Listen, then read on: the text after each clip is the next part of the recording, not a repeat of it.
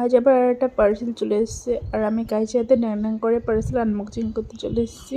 দেখা যাক এটার ভিতরে কী আছে। সত্যি পার্সেল আনবক্সিং করতে এত মজা লাগে কেন সেটা বুঝতে পারি না। তো ওপরে কার্টুনটা কাটার পরে দিকে ভেতরে আরেকটা কার্টুন দেওয়া আছে, আমি সেটাও কেটে নিলাম ফিতেগুলো। এরপরে এটা খুলে দেখি তিনটা বোর্ড মানে কি বলে এটাকে আমি ঠিক জানি না। তোমাদের কারোটির নাম জানা থাকলে কমেন্টে জানিও। জিনিসটাকে দেখতে অনেকটাই সুন্দর ছিল আর অনেকটাই ভারী মজবুত ছিল। আর আমাদের ঘরের সাথে কিন্তু এটা সেট হয়ে গেছে একদমই।